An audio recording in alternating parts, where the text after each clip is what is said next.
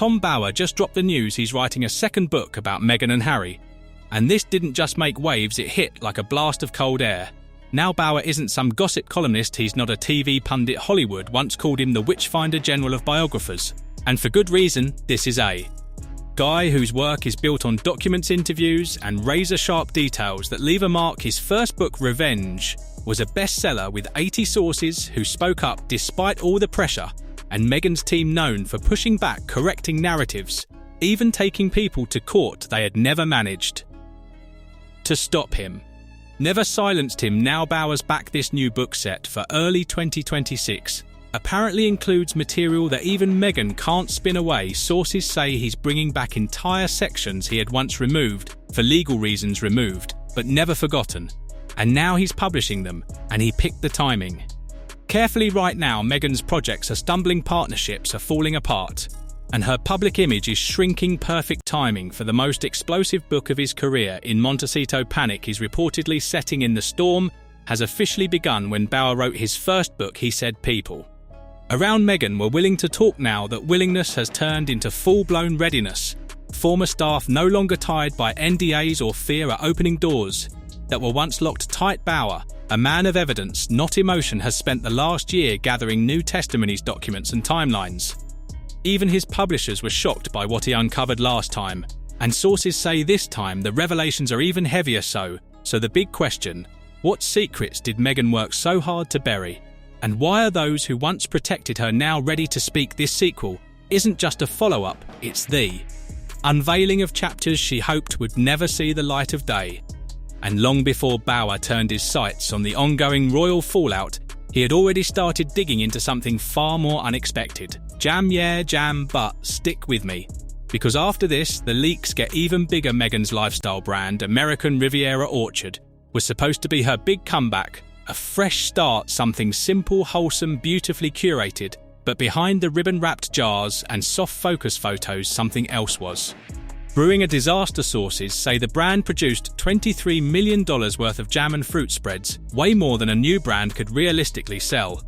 Warehouse shelves were stacked with 137,000 decorated boxes, all made on the assumption that Meghan's star power alone would move the product faster than any trend ever could. Spoiler, it didn't. On launch day, the media announced the products had sold out, but insiders later revealed this sellout was a carefully staged understock designed to spark hype. Once the headlines ran, Meghan's team reportedly used that momentum to order 150,000 more units, and nearly all of them just sat there, unopened, unsold, unwanted. Every story hits a turning point, a moment when the narrative the team built collides with reality they can't control. For Meghan, that moment came in February 2023, not in a courtroom, not in the tabloids, but in a cartoon. South Park dropped an episode called The Worldwide Privacy Tour, poking fun at Meghan and Harry's contradictions, demanding privacy while chasing the spotlight, distancing themselves from the institution while selling stories about it.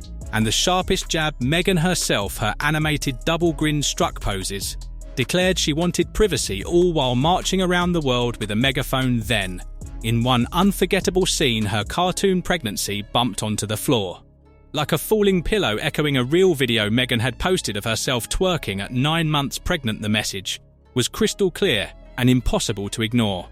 The satire was brutal, and the cultural impact was immediate. South Park didn't invent these questions, it just put on screen what people were already whispering. And once it aired, those whispers turned into conversations.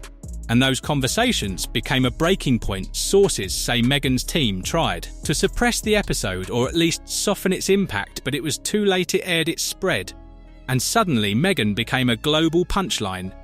But if South Park bruised her image, Arkwell posed an even bigger threat.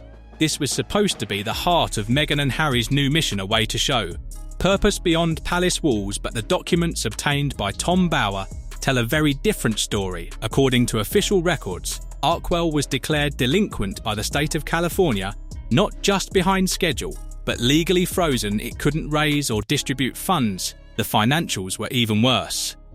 Expenses hit $5.1 million, donations totaled $2.1 million, and grants to actual causes only $1.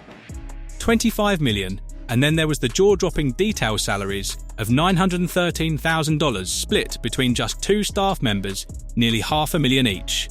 Two people. $500,000 the deeper Bauer dug, the stranger it got staff dropped from 5 to 2. James Holt, once communications lead, returned to the UK Meredith Mains, reportedly left after being pressured to defend events that never happened. The biggest red flag, Arkwell, failed to file proper tax documents for 3 years in a row, and when scrutiny increased, the organisation quietly switched to a legal model that hid its finances behind a fiscal sponsor. For an investigative biographer like Bauer, that wasn't a footnote, it was a flare. Charities don't go dark without a reason, and when they do, it usually points to a story that's waiting to be told. And that story starts long before palaces, princes, or global headlines. It begins in a quieter, more secretive world, a world of dim lights, private lounges, whispered conversations, and silent invitations. A world called Soho House. For most people, Soho House is nearly impossible to enter. It's not a restaurant, it's not a hotel. It's a curated universe where membership is earned, not requested, where only the most connected, desired, or strategically chosen get in. And somehow, long before she married Harry, Meghan moved through those doors with ease. Sources say that in her early days, Meghan leaned heavily on Soho House for travel accommodations and introductions. Every time she moved from LA to New York, Toronto to London, one person kept popping up: Marcus Anderson, the global membership director of Soho House. He was there in Los Angeles, he was there in Toronto, he was there in London. And eventually, he was even an honoured guest at Meghan's wedding. Insiders say Anderson made sure she had access to the social circles that would define her path, connecting her to the brightest and most influential people in every city. Harry even wrote in Spare that Soho House was essentially her headquarters. To Tom Bauer, this isn't gossip, it's pattern A. Pattern of strategic connections, a pattern of elite access, a pattern of glamour that seemed to appear faster than her acting resume could reasonably explain. And the deeper he digs, the sharper the questions become. Who funded those early trips? How did she secure a place in these exclusive networks? What deals, alliances, or favours paved the way long before royalty even entered the picture? These aren't rumours, they're gaps in a story Meghan has spent years trying to control. And Bauer isn't speculating, he's working with testimonies, timelines, and documents. The origins he's uncovering aren't the ones Meghan put on magazine covers. They're the ones she hoped would stay in the shadows. Every realm has boundaries. Even the modern British monarchy, polished, restrained, patient, has limits.